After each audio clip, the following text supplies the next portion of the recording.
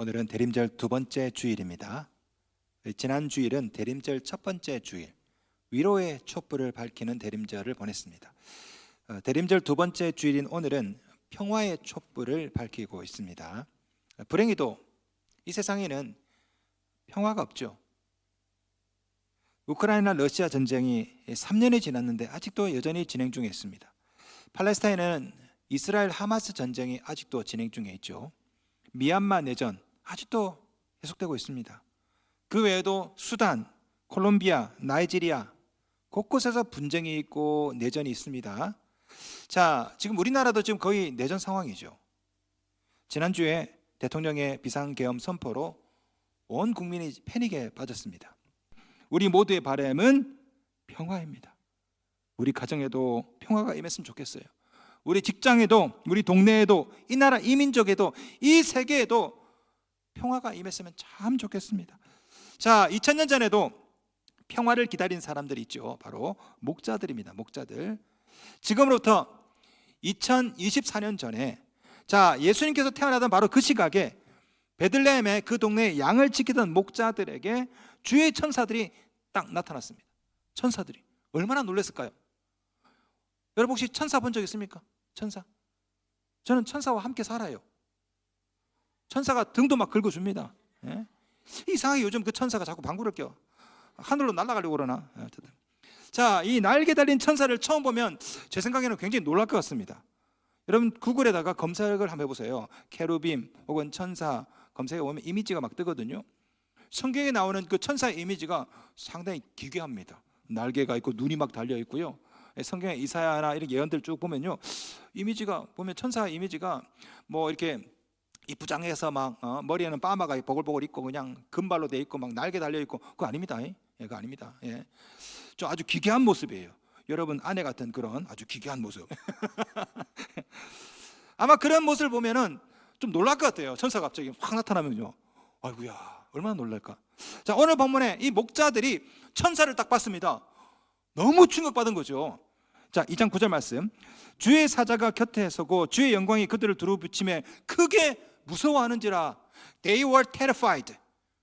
terrified. 원어에 보시면요, 메가라는 단어가 들어있습니다. 그냥 메가급으로, 메가톤급으로 너무나 충격을 받은 겁니다. 천사를 딱 보니까. 자, 오늘 본문에 나오는 이 목자들, 두려움에 빠져 있고 패닉 상태에 빠져 있는 이 모습이 바로 우리들의 자화상 아닙니까? 우리도 그렇죠.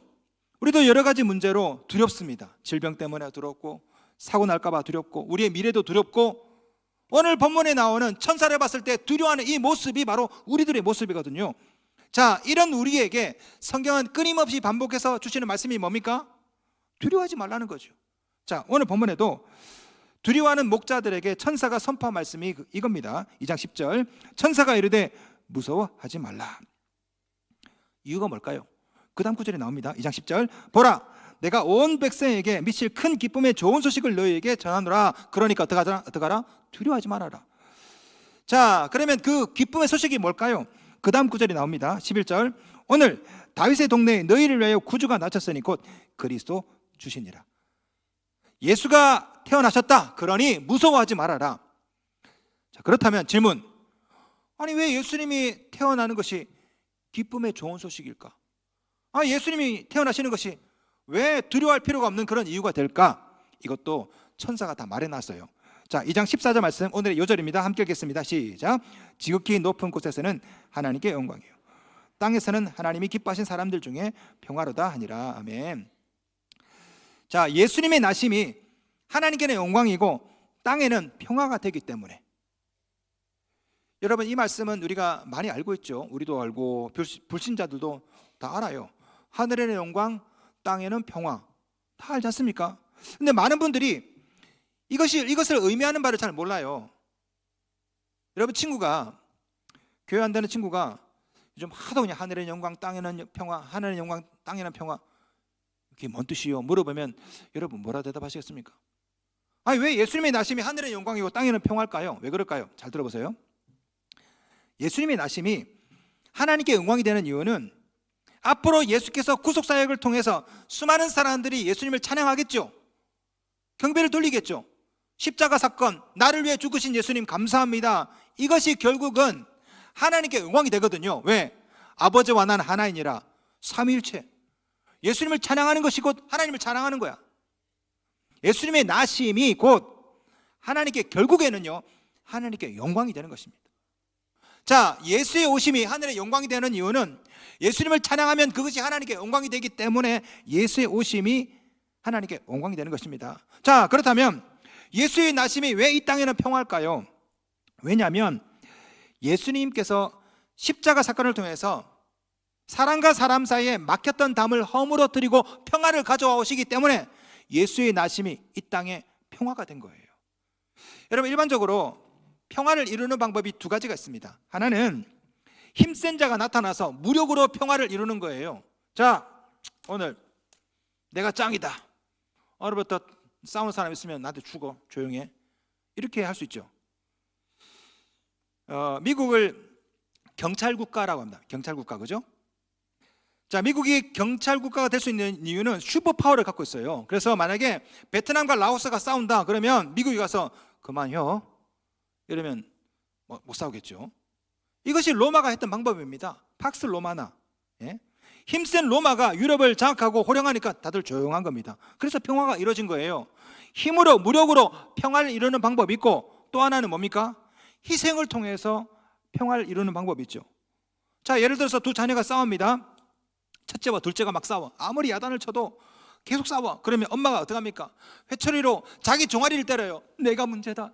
이 내가 잘못이다. 그러면 두 녀석이 어떡합니까? 더 때려라, 더 때려. 이렇게 합니까? 아니죠. 엄마 미안해요, 잘못했어요 하지 않습니까? 자, 우리 주님이 하신 방식이 바로 이거죠. 우리 주님은 무력으로 평화를 이룬 게 아니에요. 우리 주님은 십자가 위에서 죽으심으로 양쪽에 얻어맞으면서 우리 예수께서 평화를 이루신 겁니다. 다시 말해서 우리 예수의 죽으심으로 말미암아 사람이 지은 모든 죄를 용서하시고 사람과 사람, 하나님과 사람 사이에 평화를 이루어 주셨거든요. 이 일을 이루기 위해서 우리 예수님은 아기의 모습으로 이 세상에 오셨습니다. 우리 12절 말씀 볼까요? 12절 말씀. 너희가 가서 강보에 쌓여 구유에 누워 있는 아기를 보리니 이것이 너희에게 표적이라 하더니 돼 있죠. 여러분, 강보에 쌓여 구유에 누워 있는 아기가 표적이래, 표적. 여러분, 이게 왜 무슨 뜻일까요? 이게 왜 표적일까요? 여러분 잘 모르시는데요, 오늘 말씀은 깊은 신학적인 의미가 들어 있습니다. 다 들어보세요. 우리 예수님이 태어나신 곳은 우리가 알고 있는 집이 아니에요. 동굴입니다, 동굴. 우리가 크리스마스 되면요, 성탄절 때 보면 무슨 마구간에서 구유에 아기 예수가 있고 막 이런 모습을 크리스마스 카드에 막 그리고 하지 않습니까? 근데 그게 아니에요. 원래 이스라엘은요, 집을 동굴을 팠습니다. 동굴을. 이스라엘 그 땅 자체가 석회질이야, 석회질. 잘 파집니다. 동굴 이렇게 파면요, 거기다가 나무로 잇대어서 혹은 흙을 발라가지고 집을 지었습니다. 그러니까 집하고 집 옆에 있는 동굴이 붙어 있어요. 자, 이 동굴에는 주로 동물들을 넣어놨습니다. 동물이 있고 거기 여물통도 있고요, 그렇게. 자, 우리 예수께서 어디서 태어났냐? 그 동굴 안에서 태어나신 거예요. 동굴 안에 있는 구유에서 태어났다고. 실제로 초대교회 순교자 저스틴도 예수께서 동굴에서 태어났다라고 증언하고 있고요. 콘스탄틴 대제도 AD 330년에 베들레헴 동굴에서 예수께서 태어났다. 예, 그래서 거기다 기념교회를 세우기도 했습니다. 자, 흥미로운 것은 강보예요, 강보. 이 강보는 뭐냐? 한마디로 말하면 포대기입니다, 포대기. 근데 이게 뭐로 만들어졌냐? 세마포로 만들어졌어요.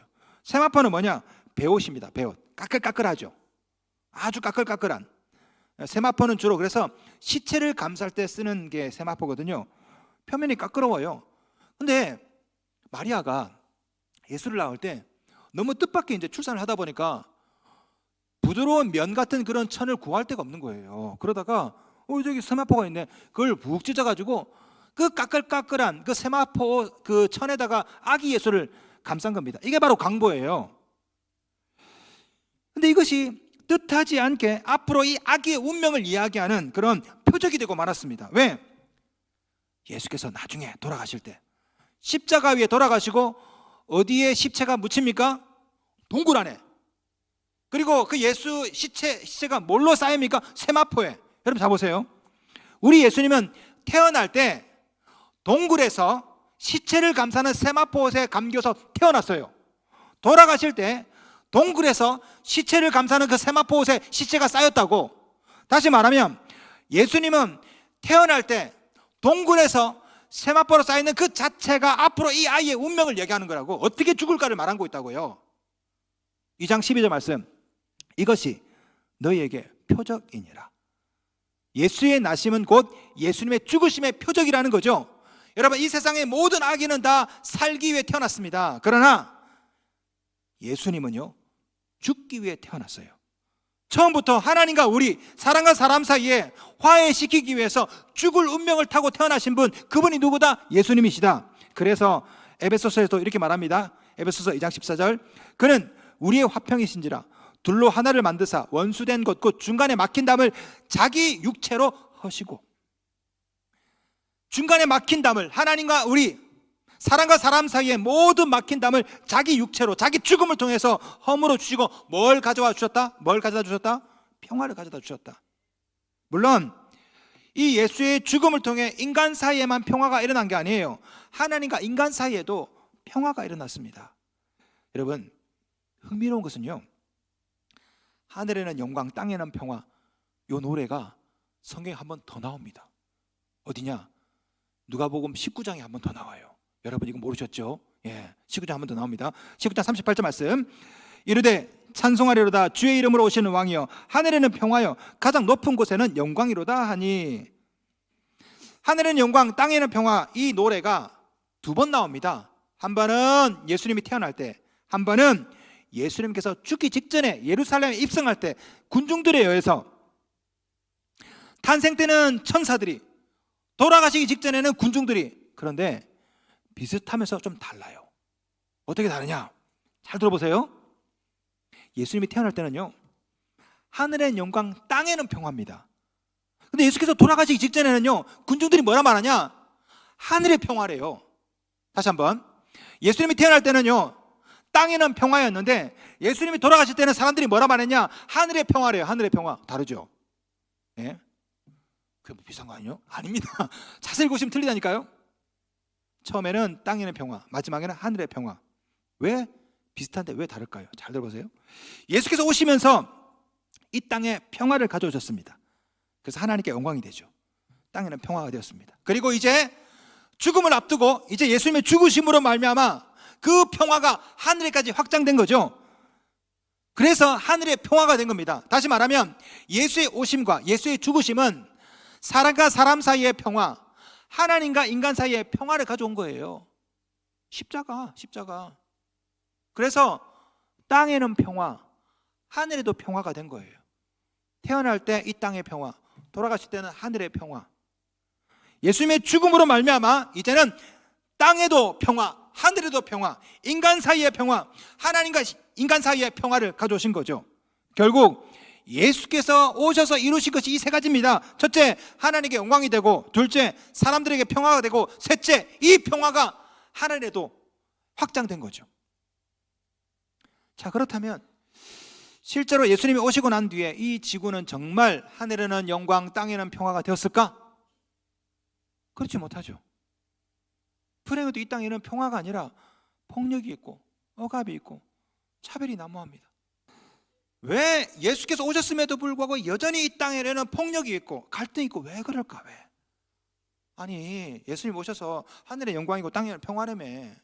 그런데 왜 이 세상은 왜 이래? 예? 테스 형, 세상이 왜 이래 도대체?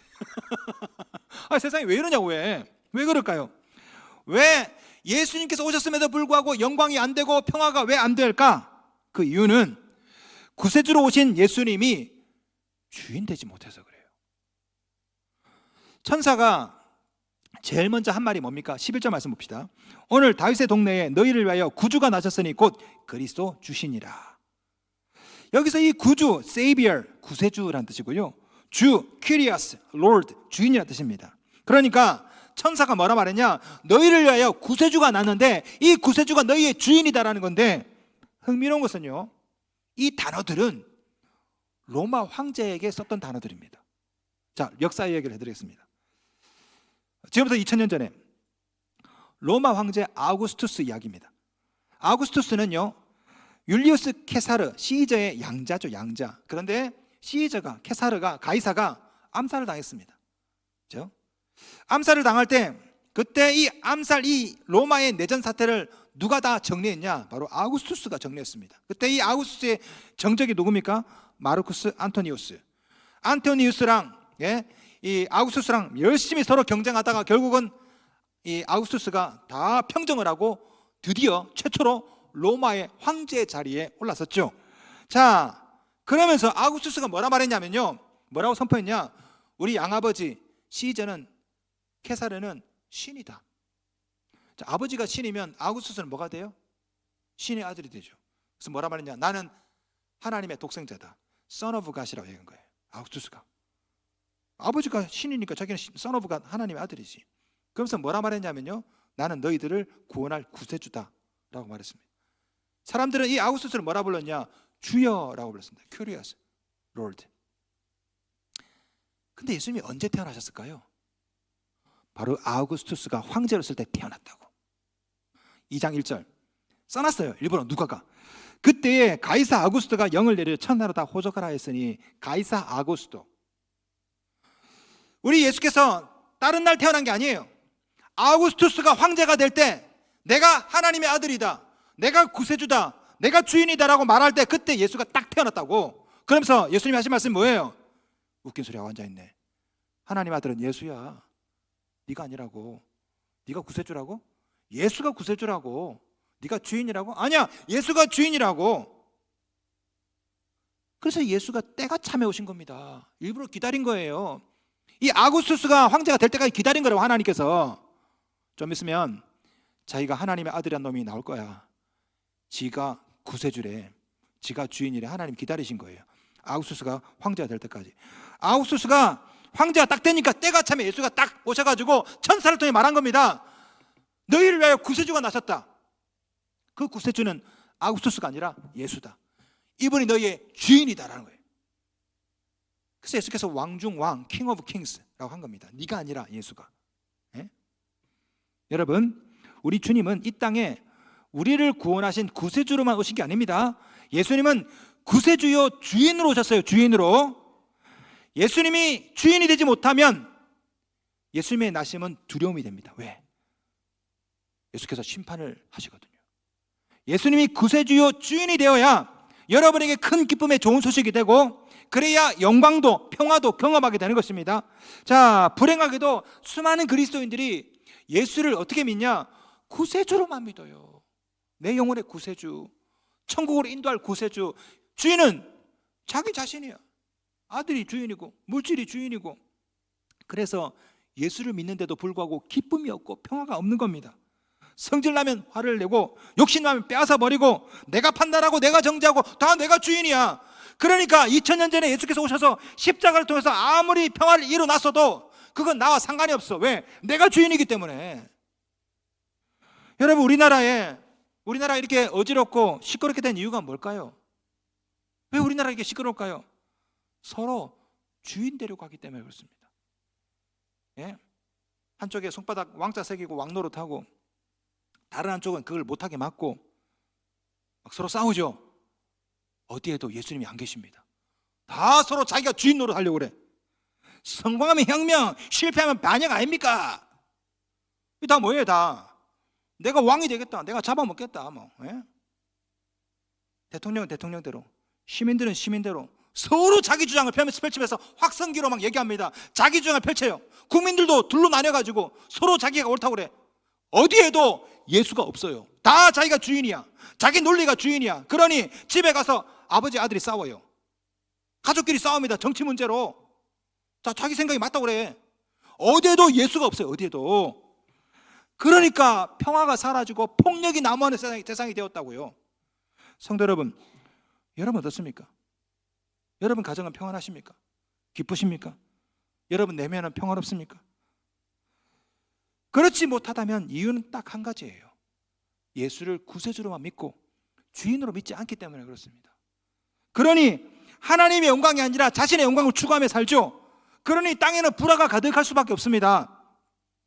14절 말씀 다시 한번 볼까요? 지극히 높은 곳에서는 하나님께 영광이요, 땅에서는 하나님 기뻐하신 사람들 중에 평화로다. 여러분 잘 보세요. 많은 분들이 하나님께 영광, 땅에는 평화하는데 성경은 그렇게 안 써 있습니다. 뭐라 했습니까? 땅에서는 하나님이 기뻐하신 사람들 중에 평화예요. 아무에게나 다 평화를 오토매티컬리 자동적으로 평화를 주는 게 아니에요. 하나님이 기뻐하신 사람들 중에 평화라고. 무슨 말입니까? 원어 뜻은요, 하나님의 선택받은 사람들이라는 뜻입니다. 다시 말해서 예수를 그리스도와 구수의 주와 주님으로 영접한 사람들에게만 이 평화가 주어진다는 것입니다. 실제로 이렇게 산 사람이 있죠. 누굽니까? 베드로와 바울입니다. 베드로가 감옥에 갇혔어요. 감옥에. 근데 뭐 했습니까? 베드로가 잤죠. 잠을 잤습니다. 왜? 예수가 주인이니까 감옥에 들어가도 잠이 오는 거예요. 바울은 감옥에 들어갔는데 뭐 했습니까? 노래했죠. 왜?